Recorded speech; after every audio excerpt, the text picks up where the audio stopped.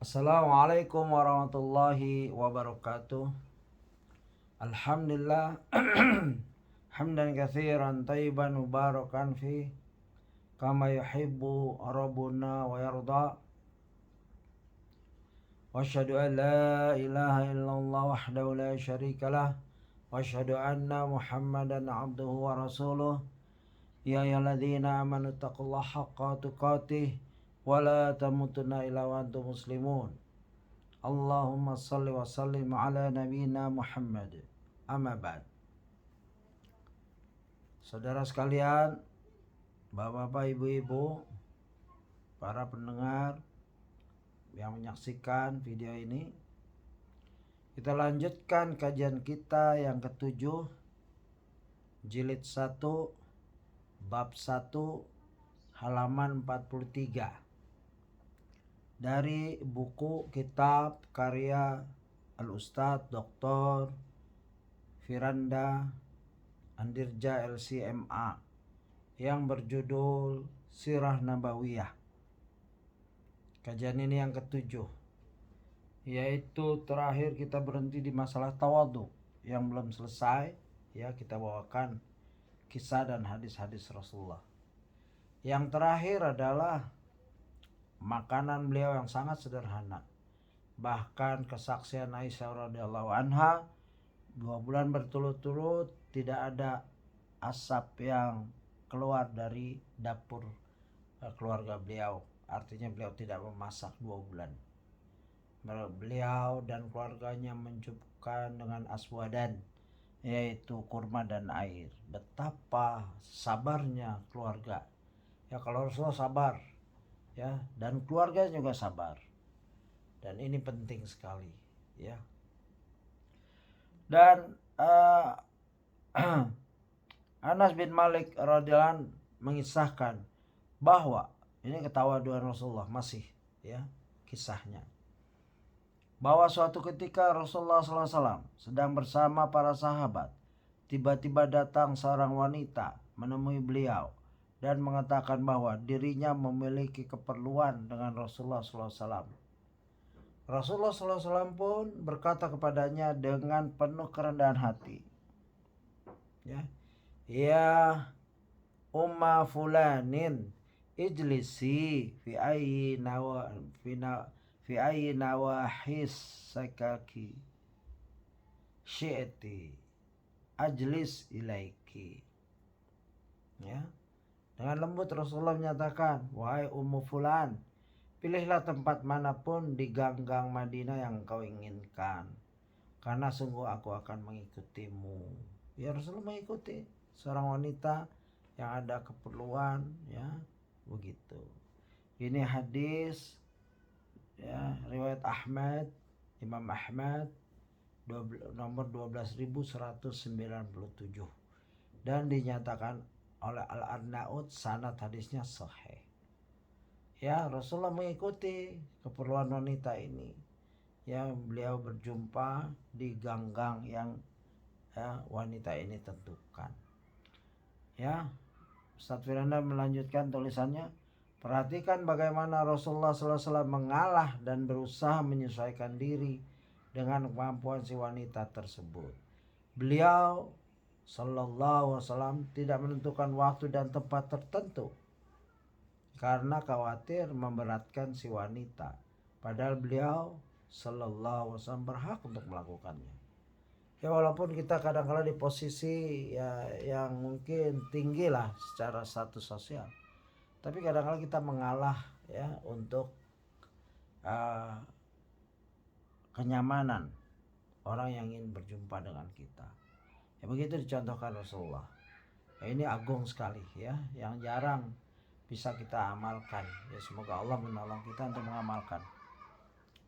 Kedelapan, akhlak Rasulullah SAW terkait orang yang sakit. Nah, ini penting. Dalam masalah menjenguk orang sakit, Rasulullah SAW tidak membeda-bedakan antara anak kecil maupun dewasa, bahkan antara muslim ataupun non muslim. Ya, di sini jelaskan non muslim bisa juga mendapat kunjungan dari seorang muslim. Anas bin Malik radhiyallahu anhu menuturkan, kana gulamun yahudiyun yahdumun nabiyya sallallahu alaihi wasallam famarida fa'atahu nabiyyu sallallahu alaihi wasallam ya'uduh faqa'ada 'inda ra'si faqala lahu aslim fanazara ila abihi wa huwa 'indahu faqala lahu ati Aba Qasim, ya, ati Abal Al-Qasimi sallallahu alaihi wasallam. Faslama fa kharaja Nabiyya sallallahu alaihi wasallam wa huwa yaqul alhamdulillahilladzi anqadahu minan nar. Ya. Artinya, suatu ketika seorang anak kecil Yahudi yang biasa bekerja membantu Nabi, jadi Nabi punya pembantu Yahudi anak kecil, sallallahu alaihi wasallam jatuh sakit, ya, orang ini sakit, anak ini sakit. Maka Nabi sallallahu alaihi wasallam pun menyenguknya. Beliau pun duduk di sisi kepalanya, lalu bersabda, masuklah Islam. Ya, begitu Nabi gigihnya dalam berdakwah. Ya, pembantunya seorang Yahudi didakwahkan biar masuk Islam. Anak kecil itu pun memandang kepada bapaknya yang berada di dekatnya, seakan-akan meminta persetujuannya atau persetujuan bapaknya. Ya. Lalu bapaknya pun berkata, taatilah Abul Qasim. Ya, Abul Qasim adalah Nabi Muhammad sallallahu alaihi wasallam. Maka anak kecil itu pun masuk Islam, artinya bersyahadat. Kemudian Nabi SAW pun keluar sambil bersabda, segala puji bagi Allah yang telah menyelamatkan anak itu dari neraka. Ya, begitulah. Syahadat terus meninggal, masuk jannah. Padahal belum salat. Ya, kalau memang langsung meninggal itu anak. Ya, begitu. Wallahu a'lam. Ini hadis Bukhari nomor 1356.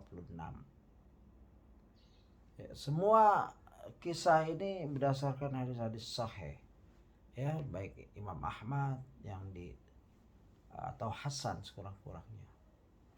Nomor 9, akhlak Rasulullah SAW terhadap istri-istrinya. Sebelum kita membahas tentang bagaimana akhlak Nabi SAW Nabi Muhammad SAW terhadap istri-istri beliau, ya, ini tulisan Ustadz Firanda.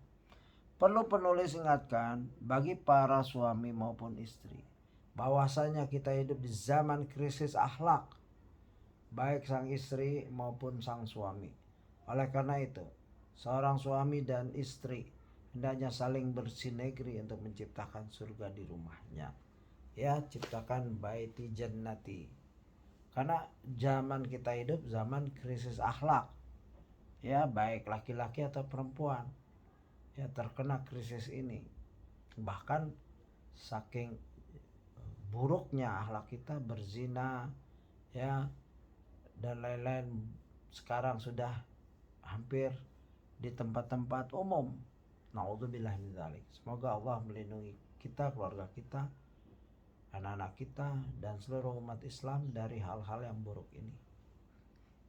Beliau penulis nyatakan, Ustadz Firanda, di antara akhlak Nabi Muhammad SAW terhadap istrinya adalah setiap kali memanggil istrinya selalu dengan kata-kata menunjukkan kasih sayang. Lihatlah Nabi Muhammad SAW memanggil Aisyah radhiyallahu anha dengan sebutan ya Aish, ya Aish. Ya, ini berdasarkan ini adalah ini di antara metode orang Arab dalam menyingkat nama, namun menunjukkan kasih sayang. Disingkat tapi ini tanda kasih sayang. Ya Aish, ya Humaira. Ya, sini jelaskan oleh Ustadz, Humaira disebut Humaira karena Aisyah radhiyallahu anha ada seorang wanita yang sangat putih hingga rona merah di pipinya terlihat. Oleh karena itulah Nabi Muhammad SAW memanggilnya dengan sebutan Humaira, yang kemerah-merahan pipinya. Dan ini menunjukkan panggilan yang menunjukkan kecantikan Aisyah radhiyallahu anha, ibu kita. Ya, cantik sekali ibu kita. Ya, ibu Ummul Mukminin, ibu orang beriman. Ya, bangga kita ya mempunyai ibu ya yang secara fisik cantik, secara akhlak indah, dan mengabdi mendampingi Rasulullah SAW sampai akhir hayatnya, dan tidak nikah karena tidak boleh nikah setelah wafatnya suaminya Rasulullah SAW. Inilah ibu kita yang ya kadang-kala dihina, bahkan dihina oleh kaum Rafidah yang sesat ya, tapi hinaan mereka tidak akan ada manfaat, tidak akan merendahkan derajat Aisyah radhiyallahu anha di muka bumi ini dan nanti di akhirat kelak ya. Beliau Aisyah mendampingi Rasulullah SAW ya, sedangkan yang menghina ini di mana mereka nanti di akhirat? Naudzubillah, mungkin di neraka paling dalam ya, begitu kalau mereka tidak bertobat. Semoga mereka bertobat ya. Sebutan ya Humaira, maka bagaimana mungkin seorang istri tidak senang ketika dipanggil oleh suaminya dengan panggilan yang menunjukkan kecantikannya dan kasih sayang kepadanya ya. Ini pelajaran dari penulis ya, dan ya, saya setuju sekali ya, walaupun belum bisa mungkin mengamalkannya, tapi berusaha.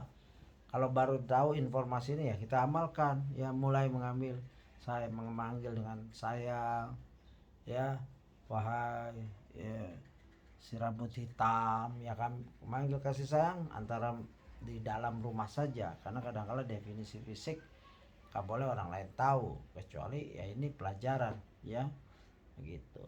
Wajahnya yang dijelaskan oleh Nabi itu wajahnya ya, begitu. Adapun saat ini kita menyayangkan sikap, ini penulis Ustaz Firanda menjelaskan, adapun saat ini kita menyayangkan sikap sebagian kita para suami yang tidak memiliki kata-kata yang baik dan indah dalam memanggil istri-istri kita. Mengapa kita tidak memanggil istri kita dengan panggilan yang dia senangi? Tidak perlu malu. Bukankah kita ingin agar kasih sayang tumbuh di antara kita dan istri kita?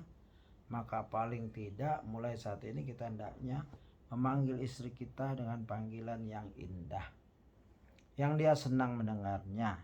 Tanyakan kepada istri kita, siapa tahu dia ingin dipanggil dengan julukan tertentu sejak dulu.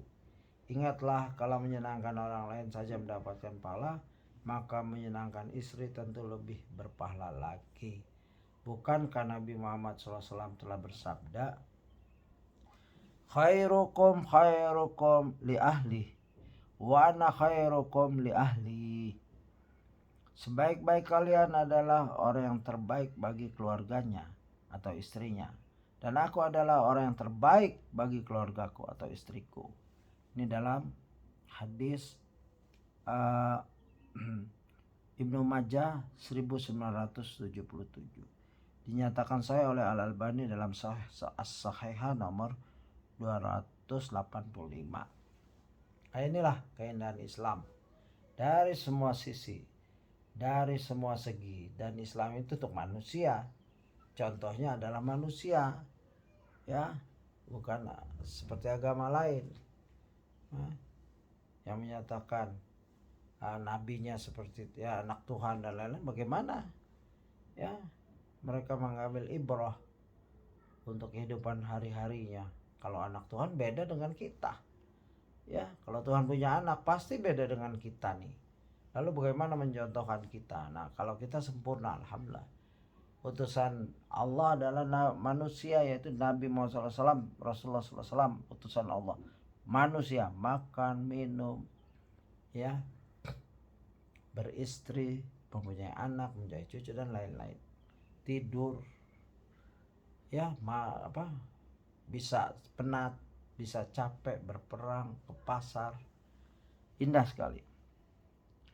Ini merupakan isyarat bahwasanya orang yang paling utama untuk kita berbuat baik kepadanya adalah istri kita. Ya, istri kita tuh. Di antara akhlak Nabi Muhammad SAW terhadap istri-istrinya adalah beliau ketika minum dengan istrinya biasanya beliau menggunakan gelas bekas istrinya dan meletakkan bibirnya di bekas bibir istrinya.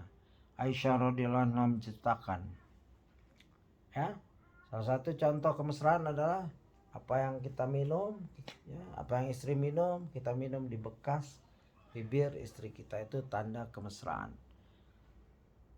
Kuntu asyrabu wa ana haid, thumma unawiluhu nabiyya sallallahu alaihi wasallam, fayada'u fahu ala mawdi'i fi, ala mawdi'i fi, fayashrabu wa ta'arruqu al-arqa wa ana haid, thumma unawiluhu nabiyya sallallahu alaihi wasallam, fayadda'u fahu ala mawdi'i fi. Aku minum saat haid, ya, Aisyah radhiyallahu anha sedang haid minum. Kemudian aku memberikannya kepada Nabi sallallahu alaihi wasallam. Beliau meletakkan bibir beliau di atas bekas tempat bibirku saat minum dari gelas tersebut. Lalu aku meneguk airnya, meminumnya. Aku juga pernah menghirup kuah masakan saat sedang haid. Lalu kuberikan wadahnya kepada Nabi sallallahu alaihi wasallam. Beliau meletakkan bibir beliau di atas bekas tempat aku meletakkan bibirku. Ya. Hadis riwayat Muslim nomor 300. Ini menunjukkan kemesraan dan Rasulullah tidak membedakan Aisyah sedang haid atau tidak, minum bersama, makan bersama. Ada agama Yahudi kalau wanita yang sedang haid dipisahkan, mungkin di kamar sendiri, tidak boleh, ya, dekat-dekat, makan juga mungkin. Nah, ini ada ajaran seperti itu. Tapi Rasulullah mencontohkan, berbeda dengan Yahudi, berbeda dengan agama lain. Mereka minum sama-sama, ya, Rasulullah minum dengan istri-istrinya, makan dengan wadah yang satu, bahkan bibirnya, ya, bibir wadah yang bekas bibir Aisyah radhiyallahu anha, ya, Rasulullah minum di tempat yang bekas bibir dan wadah tersebut. Ya, ini indah sekali. Di antara akhlak Nabi Muhammad SAW adalah mengajak istrinya untuk mengobrol sebelum tidur. Ibnu Abbas radhiyallahu anhu menuturkan, "Bitu 'inda khalati Maimunah, fatahaddasa Rasulullah sallallahu alaihi wasallam ma'ahlihi sa'ah, thumma raqada." Suatu ketika aku bermalam di rumah bibiku Maimunah. Aku mendengar Rasulullah SAW berbincang-bincang bersama istrinya. Sesaat kemudian beliau tidur. Ya, ini hadis riwayat Bukhari nomor 4569. Ya, jadi sebelum tidur ngobrol dulu, itu sunnah dengan istri. Kecuali penat, yang bilang aku terlalu penat nih, ya, nggak bisa ngobrol begitu. Ya, saat sejam, ya, boleh. Ya, ba'da isya sebelum tidur ngobrol dengan istri. Ibnu Hajar rahimahullah menyebutkan bahwasannya hadis ini menunjukkan mengobrol bersama istri adalah ibadah sebagaimana orang yang sedang bergadang karena menuntut ilmu. Ibnu Hajar Sahibul Fathul Bari, pemilik kitab Fathul Bari, menjelaskan, ya, Ustadz Firanda menurunkan, lihat Fathul Bari buku 1 halaman 213. Namun sayangnya saat ini banyak dari suami yang pulang dari kerja seharian, namun di rumahnya pun masih sibuk dengan gawai mereka, kerja mereka, gawean mereka maksudnya. Demikian pula sang istri, dia juga sibuk dengan kerjaannya, gawainya, sambil mengobrol dengan laki-laki lain. Nauzubillah. Bagaimana rumah tangga seperti ini mengharapkan kebahagiaan? Bagaimana keluarga seperti ini mengharapkan rumahnya menjadi surga? Contohilah Nabi Muhammad SAW, manusia yang paling mulia saja masih menyempatkan dirinya untuk mengobrol dengan istrinya. Ya, ini teguran dari penulis Ustadz Firanda kepada kita semua, ya, pada saya juga, pada semua umat Islam yang berstatus ayah, bapak, yang ngobrol dulu sebelum tidur, walaupun capek lelah, kasih 5 menit 10 menit dan jelaskan, saya lelah sekali nih, ya, hari ini. Nanti kita lanjutkan ngobrol kita besok pagi atau sambil ngeteh begitu.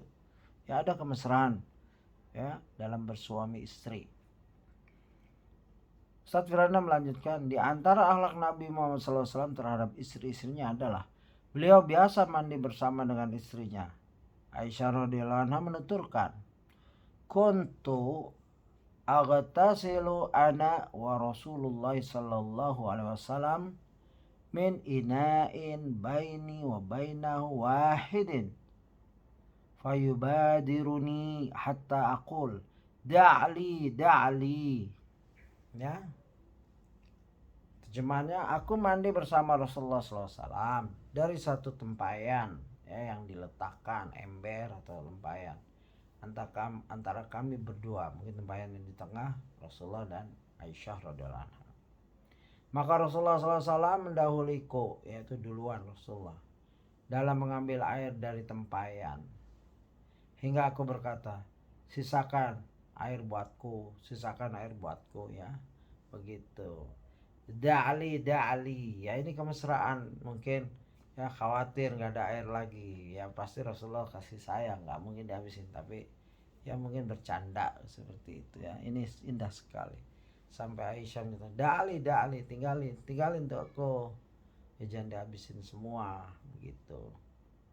Nah, ini hadis riwayat Muslim 321. Lihatlah Nabi Muhammad SAW sambil mandi bersama istrinya. Bahkan beliau mencandai istrinya ketika sedang mandi bersama. Bukan hanya diam-diaman saja. Sungguh betapa mulianya akhlak Nabi Muhammad SAW. Ya, mesra, indah, ya, tidak berbeda dengan apa yang digambarkan oleh musuh-musuh Allah. Ya, Islam itu teroris, kejam. Ini buktinya keindahan kehidupan rumah tangganya seperti itu. Di antara akhlak Nabi Muhammad SAW ya adalah beliau mau dan mudah membantu istrinya, ya begitu.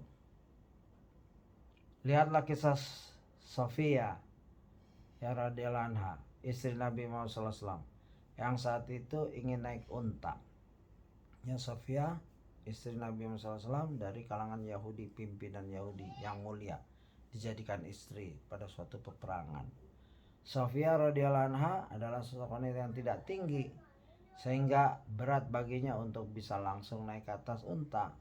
Ya, dijelaskan secara fisik Sofia kurang tinggi, ya tidak tinggi, jadi susah kalau naik unta. Maka Nabi Muhammad SAW kemudian menegakkan lututnya sehingga Sofia radhiyallahu anha naik ke atas pahanya sebagai pijakan untuk naik ke atas unta. Ya, ini diriwayatkan dalam Sahih Bukhari 2893 ya, jilid 4 halaman 36. Coba lihat di sini tawaduknya beliau kepada istrinya, ya, penghormatan beliau kepada istrinya sehingga pahanya bisa jadi anak tangga dalam rangka istrinya menaiki onta, ya begitu. Kalau kita mungkin, ini tambahan dari saya, mungkin tidak naik onta, mungkin naik mobil, bukakan pintunya, nyamankan tempat duduk untuk istri dan lain-lain. Ya, jangan hari-hari pertama waktu nikah seperti itu kalau ada kendaraan, ya mobil, ya begitu. Setelah itu masa bodoh. Ya, biasakan yang kecil-kecil itu diamalkan semampu kita dalam rangka menghidupkan sunnah. Ya begitu, dapat pahala. Sudah menyenangkan istri kita, kalau istri kita senang kita senang, kalau kita senang istri kita senang, anak-anak senang, anak-anak senang, semua keluarga senang, semua keluarga besar senang, begitu. Masyarakat juga nyaman melihatnya, ya menjadi contoh. Insyaallah kita dapat mengamalkannya yang kecil-kecil. Kita lanjutkan nasihat Ustadz Firanda dalam bukunya ini. Wahai para suami, mungkin saat ini kita tidak lagi seperti zaman Nabi Muhammad SAW yang naik unta. Namun apa susahnya bagi kita untuk membukakan pintu istri mobil, ya, pintu istri mobil, ya, pintu istri mobil untuk istri kita. Ya, bukan itu yang tadi saya sebut. Apa susahnya membantu naik memakaikan helm untuk istri kita ketika naik motor. Nah ini bagus sekali Ustadz Firanda ini dalam tulisannya ini. Nggak harus punya mobil, pakaikan helm, bersihkan dulu joknya, mungkin basah atau ada kotoran. Tentu istri kita akan merasa lebih terhormat dan bangga memiliki suami seperti Anda. Ya, maka amalkan ya nasihat agung ini. Saya pun berusaha akan mengamalkan nasihat dari Ustadz Firanda melalui bukunya. Di antara akhlak Nabi Muhammad SAW terhadap istri-istrinya adalah beliau memberhentikan iktikaf yang beliau lakukan demi mengobrol bersama istrinya Sofia. Ya, sedang iktikaf nih Rasulullah menghentikan interval sedikit karena istrinya ingin ngobrol. Ya, Sofia yaitu radhiyallahu anha ingin ngobrol. Ya, begitu. Tidak hanya itu, bahkan beliau keluar dari masjid sallallahu alaihi wasallam dan mengantar Sofia radhiyallahu anha kembali ke rumahnya. Ya, ini berdasarkan hadis, lihat Sahih Al-Bukhari nomor 2035. Sudah ngobrol, keperluan Sofia tersalurkan dengan ngobrol, mungkin ada keluhan dan lain-lain, seorang istri kepada suaminya lalu diantarkan ke rumahnya. Ya, begitu. Dan ini penting dalam pergaulan suami istri. Ya. Bahkan ketika sedang iktikaf, Nabi Muhammad SAW mengeluarkan kepalanya dari masjid ke kamar Aisyah radhiyallahu anha. Karena rumah Nabi dekat dengan masjid, yaitu rumahnya Aisyah, maka Nabi SAW pernah mengeluarkan kepalanya ke kamar Aisyah. Kemudian rambut beliau disisir oleh Aisyah radhiyallahu anha. Ya, ini lihat Sahih Al-Bukhari 2028. Sahih Bukhari nomor 2028 ya. Mengeluarkan kepalanya karena memang berbatasan banget ya, temboknya menyatu ya dengan kamar Aisyah. Demikian akhlak Nabi Muhammad SAW terhadap istri-istrinya meskipun beliau sedang beribadah. Jadi ibadah dari orang yang abid, yang paling mulia, paling sempurna ibadahnya pada Allah, tidak mengganggu tidak memutuskan kebaikan beliau kepada keluarganya. Ya, ini pentingnya ilmu ya. Jangan sampai ibadah meninggalkan istri, nggak jelas tinggal kemana ya, nggak boleh seperti itu. Coba lihat Rasulullah, Aisyah tahu Rasulullah sedang di masjid, tetap minta disisirin, istri yang lain ingin ngobrol begitu ya. Begitu fleksibelnya Rasulullah SAW. Hendaknya kita mengikuti ini, jangan kaku mengamalkan Islam, sehingga orang lari dari Islam gara-gara kekakuan kita, nggak ada ilmu. Di antara akhlak Nabi Muhammad SAW terhadap istri-istri adalah beliau biasa mencandai istrinya. Dahulu Nabi Muhammad SAW pernah berjalan bersama para sahabat dan Aisyah radhiyallahu anha. Tiba-tiba Nabi Muhammad SAW meminta para sahabat untuk jalan terlebih dahulu. Setelah para sahabat tampak jauh dari Nabi Muhammad SAW dan Aisyah radhiyallahu anha, maka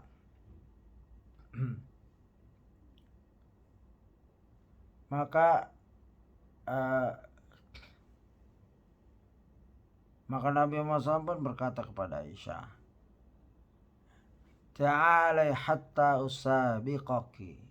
Mari kita lomba lari, ya begitu. Mereka pun berlomba lari. Namun karena Nabi Muhammad SAW ya sudah semakin menua ya, dan Aisyah masih muda, maka Aisyah memenangkan. Tapi diawali dengan Aisyah pernah kalah. Ya, begitu. Aisyah pernah kalah, lalu setelah itu pertandingan lagi, Aisyah menang karena Nabi pun berkata kepada Aisyah, "Ta'ali hatta usabiqaki." Mari kita lomba lari. Mereka pun berlomba lari, namun karena Nabi Muhammad SAW sudah semakin menua dan Aisyah masih muda, Nabi Muhammad SAW pun kalah. Berjalanlah waktu demi waktu, Nabi Muhammad masih mengingat kenangan romantis tersebut. Maka suatu waktu terulang kembali safar Rasulullah SAW dan Aisyah bersama para sahabat. Rasulullah SAW pun menyuruh para sahabat berjalan terlebih dahulu, kemudian mengajak Aisyah kembali lomba lari, padahal Aisyah sama sekali tidak mengingat lomba lari sebelumnya. Ketika Nabi Muhammad berlomba lari dengan Aisyah, maka beliau pun menang dan berkata kepada hazihi bitil kika, ini balasan untuk lomba lari yang kemarin. Ya begitu, sungguh akhlak yang sangat indah yang Nabi Muhammad SAW perlihatkan kepada kita semua terhadap istri-istri beliau. Tidak lain agar kita mencontoh beliau. Jadi Rasulullah pernah kalah karena Rasulullah sudah cukup umur, Aisyah masih muda. Tapi setelah tambah berat badannya Aisyah, Rasulullah memenangkannya. Dengan kata lain, ini balasan untuk lomba lari yang kemarin. Ya, ini berdasarkan hadis riwayat Ahmad nomor 26267, dinyatakan sahih oleh Al-Arnaud dan selainnya dalam ta'liq mereka. Nah, indah kan? Ya, inilah kisah-kisah asli, murni dan detail dan otentik. Ya, jadi tinggal ngamalkan ya kalau mampu seperti itu bersama istri. Ya, begitu. Sungguh akhlak yang indah yang Nabi Muhammad SAW perlihatkan kepada kita semua, ya, terhadap istri-istri beliau. Tidak lain agar kita mencontoh beliau. Ya, kita cukupkan, masih panjang akhlak-akhlak beliau kepada para istrinya, sehingga ini penting untuk kita terapkan dalam kehidupan kita, sehingga kita dapat mencontoh semua sisi kehidupan Nabi Muhammad SAW. Demikian, saya mohon maaf jika ada kesalahan dalam membaca, mengutip dan lain-lain dan penjelasan. Semoga Allah ampuni dosa saya dalam kesalahan ini, ya. Dan kita mohon penulisnya mendapat pahala, ya, diberi berkah umur, usia, karyanya. Subhanakallahumma wa bihamdika asyhadu an la ilaha illa anta astaghfiruka wa atubu ilaik. Assalamualaikum warahmatullahi wabarakatuh.